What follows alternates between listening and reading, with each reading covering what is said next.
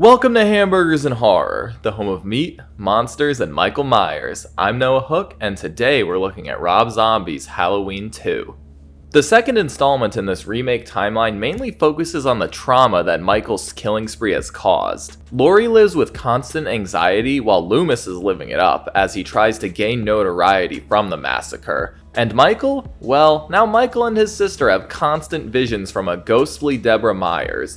But of course, Michael returns to Haddonfield to reunite his family and kills lots of grungy punks on the way. After the financial success of his first Halloween, Zombie was quickly contacted about making a sequel. The director was exhausted from filming the first movie though, and it actually took him a full year to come back on board for the second installment. During that time period, Malik Akkad and the Weinsteins tested out a few different directors and writers, but nobody could really fit the project. Another reason Zombie returned was he was promised creative freedom, so he no longer had to abide by the usual rules of the franchise, and boy, he takes advantage of it. Most of the surviving characters return, and even one who didn't. Scout Taylor Compton returns as Laurie, Tyler Mane returns as Michael, Malcolm McDowell returns as Loomis, Danielle Harris returns as Annie, Brad Dourif returns as Brackett, and Sherry Moon Zombie returns as Deborah. Dague Fairch was originally going to return to play childhood Michael, but he grew up a lot in those 2 years and didn't quite fit Zombie's aesthetic, and he was replaced by Chase Wright Vanek. A main focus of the story is the connection between Michael and Laurie and the possibility that she may share similar psychological problems with her brother. She's no longer a happy-go-lucky teenager, now a depressed, paranoid young adult. Basically, every character is a sadder, grungier version of their previous selves, all having been affected by Michael's violence. Halloween 2 was shot in Georgia on a $15 million budget, and it ended up grossing $40 million in theaters, less than half of what Zombie's first one did, but it was still a financial success. It was not a critical success though, with audiences finding Michael's vision silly and pretentious, and the attempts at showing the long-term effects of violence being overshadowed by violence itself. It currently has a 21 and 45% on Rotten Tomatoes, so it only lost a little bit of traction from fans of Zombie's first Halloween. I haven't watched Halloween 2 since I was a teenager, but I don't remember liking it. It's an especially divisive film in the franchise, with a lot of people citing it as their least favorite. But I'm gonna try to go in with an open mind. There has to be at least some good in here. I hope you're ready to hear Michael grunt like a damn gorilla, cause we're watching Rob Zombie's Halloween 2. The movie opens with, the explanation of white horses within dreams. Did I mention white horses are a constant theme in this movie? We jump back in time as Deborah visits Michael at Smith's Grove, and he tells his mother about his dreams of her as a ghost with a white horse taking him home. A title card takes us back to that fateful Halloween night as shocked Laurie wanders Haddonfield with Loomy's gun. She's found by Brackett and she recalls her horrifying final girl circuit. Cut to her being rushed to the emergency room asking if she's going to die, and we see Loomis also narrowly survived his head squeezing. We get some gross medical gore as Laurie's entire body is operated on, and Michael's body is photographed and hauled into the coroner's van. These sleazy fellas named Hooks and Gary, played by Dayton Cally and Richard Brake, comment about Michael's behemoth size and joke about fucking Linda's corpse. Great. They hit a cow out of nowhere, which kills Hooks and the bovine. Gary is still alive, but pretty fucked up. And his night gets even worse when the van's back door gets kicked open. Mikey is up and about and uses a shard of glass to completely saw off Gary's head. Hell yeah. No time to admire your handiwork, Mike. You gotta join your ghost mom. Laurie wakes up in the hospital, sneaks past a sleeping nurse, and finds a very Chucky-esque looking Annie. Nurse Daniels, played by Octavia Spencer, finds her, but is called to an emergency room before making it back to Laurie's room. She gets dizzy and calls out for help, and Daniels emerges from a room with a sliced open face.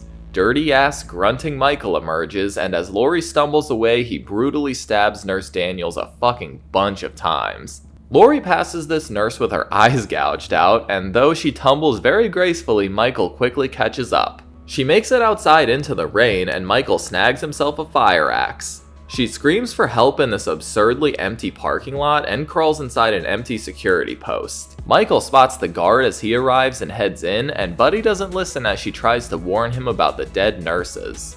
He locks her inside as he goes to start the car, and to my surprise, he survives long enough to come back. Yeah, that's what I was waiting for. Bye, Buddy.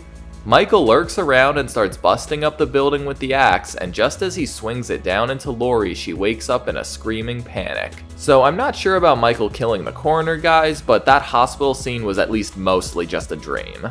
It's October 29th, 1 year after the attack, and Lori downs some meds in her very Rob Zombie looking bathroom.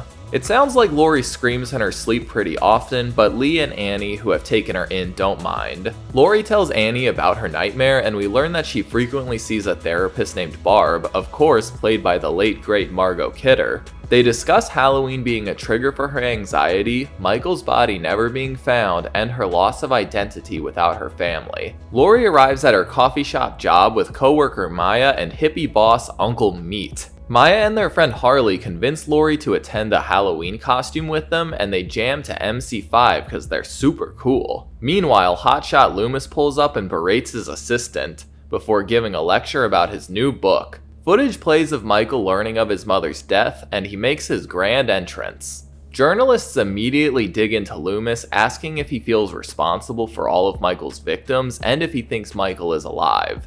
This sets Loomis off, and as he screams to the crowd that Michael is dead, we see the big boy strolling through a hillside. He and his ghost mom wander into an old barn, and she commands the Michaels to bring the family home for Halloween. Apparently, Michael has been freeloading on this family's land for a while, and they're coming to whoop his ass out of there. Floyd and his son-in-law Sherman hop out while Jazleen waits in the truck, and when Michael doesn't respond to them, they simply start beating him. Jazleen gets them to stop, and as they load up, Michael masks up and whips out his big ol' knife. He slices Sherman in the eyes, impales Floyd on his truck antlers, and finishes Sherman with more angry stabs. He busts into the truck and kills Jazleen as well with even more angry stabs. Oh, and they have a dog, so you know he's dead as well. Lori and the Brackets are having a pizza night, and we get a great long scene of Brad Dourif rambling about Lee Marvin. And as Sheriff Brackett discusses the vegan girls with his meat lovers pizza, Michael chows down on that delicious dog. Lori gets sick and hits up the commode, and Rob Zombie puts his signature all over this movie with an absurd Michael hallucination, and Deborah once again tells little Mike to reunite the fam. One more day till Halloween, and Michael has re-entered Haddonfield. Loomis is sleazing it up in an interview in front of the Myers house and once again being awful to his assistant Nancy. Lori imagines herself recreating Ronnie's murder with Annie, and then this happens. Just a dream though, and luckily Lori's Teddy is here to comfort her. Brackett watches Loomis's interview on the news where he teases some startling new facts about the case, and he blames Brackett and the police department for Michael's body going missing. We hop over to the Rabbit in Red, the strip club Deborah Myers once danced at, and owner Big Lou watches himself on TV and berates employee Howard. Michael sneaks up on Howard as he's taking out the trash, and he isn't fazed by his threats or punches. He slams the bouncer down and kills him by bouncing on his head a couple of times. Lou is getting weird with stripper Misty Dawn when Michael strolls into his office. Lou pulls a gun but stupidly walks up to Michael and gets slammed to the floor. Misty runs and finds Howard's body, and broken arm Lou comes running out before getting knocked down again. Misty manages to rip a piece of Michael's mask off, but he kills her with a series of head smashes into a mirror. It's finally the big day, and Brackett has confirmed that Loomis spilled the beans about Lori's true heritage. He calls up Annie and asks her to find Lori, and Loomis is living it up signing autographs. That is until the father of Linda arrives, and he blames Loomis for her death. Mr. Vanderclock even pulls a gun to shoot him, but he's dragged away by police. Once again, Nancy voices her disapproval about his behavior and lack of empathy for the victims. Speaking of, Lori picked up a copy and has learned the unpleasant truth. She rushes back to the Brackets to pack up her things, upset that Lee never told her the truth, and confused Annie receives a message for him. She passes the message to her dad, and Lori has some road rage. Brackett sends a deputy to watch over his daughter, and Lori crashes with her friends Maya and Harley and shows them the book. Chris Hardwick and Weird Al apparently have a Haddonfield-based talk show, and evidently he gets absolutely humiliated by the comedians. Meanwhile, Michael befriends a little clown boy, how nice. Lori has gotten hammered and demands that the gals take her to that costume party. They head over and get their drink on, and Annie berates Deputy Neil. Harley, in a pretty solid Frankenfurter costume, snags a werewolf to have van sex with. While the lame party host tells some shitty jokes, Werewolf Boy goes to take a leak, only to get sneak attacked by Mike. While Lori and Maya dance the night away, Michael breaks into the van and Harley is strangled to death. Loomis mourns his career as he watches his awful interview, and drunk-ass Lori has another vision about her mother and brother. She has a panic attack on the dance floor and is found by Maya, who decides it's time to call it a night. Lee checks in on Annie again, and as Deputy Neil wanders the yard, he is ambushed by Mike and has his neck snapped. Deb and Michael watch as Annie gets ready for bed, and the poor woman turns to find Michael right behind her. She makes a run for it, but we only hear Annie being attacked as Maya and Lori arrive and drunkenly head inside. They head upstairs to find Annie's room in shambles, and they find her mangled and barely alive in the bathroom. Lori sends Maya to call 911 as she comforts Annie, but as she figures out the address, Michael snatches her. He kills her with the usual angry, grunty stabs. Annie confirms it's Michael and tells Lori to run, but she locks them both inside. Brackett receives word a call came in from his house, and despite Lori's pleading, Annie slowly bleeds to death in her arms.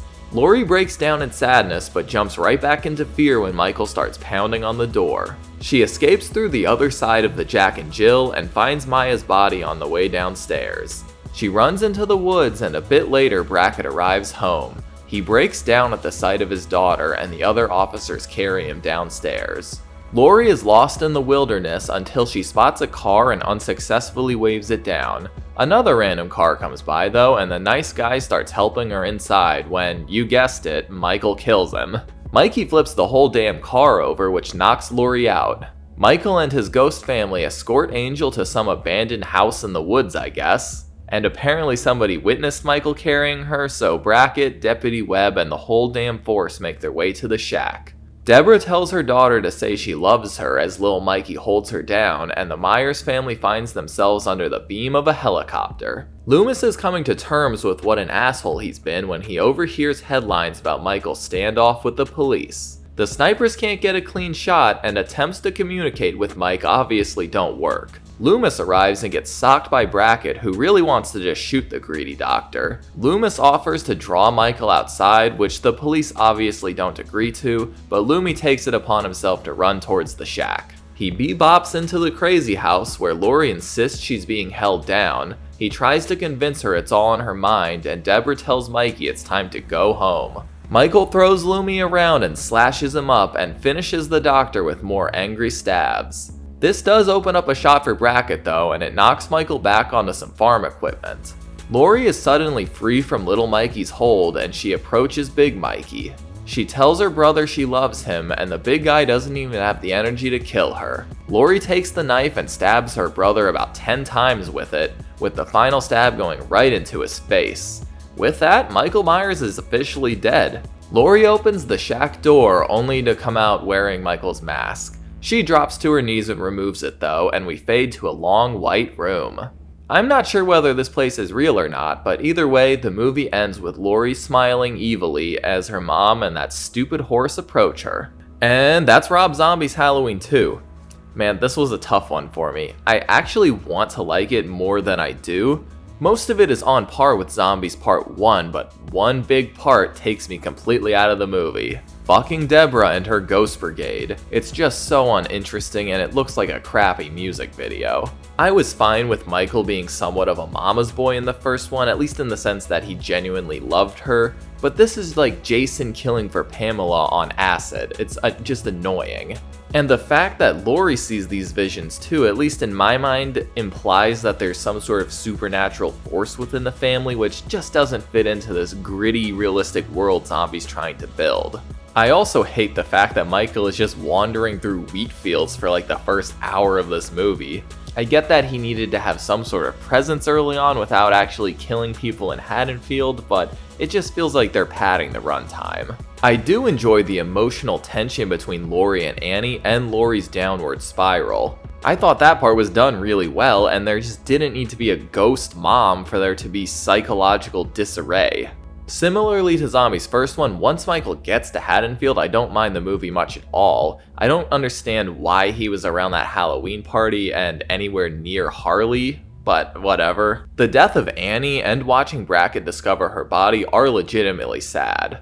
I'm very glad they gave Brad Dourif a bigger role in this one. He steals every scene he's in. The gore was definitely amped up for this, so there were at least a lot of great practical effects to look at. I obviously have issues with the finale, but for what it is, it's fine, I guess. I do like the idea of Michael being surrounded by the police and actually overpowered. It's much more realistic than him slipping off into the night like most of the Halloween movies. Loomis's arc is just very infuriating, and it just feels like a big waste of time, similarly to the dream sequence at the hospital, but that at least had some tension to it. Basically, I feel like this could have been cut down to like an hour and it would have been a really good film.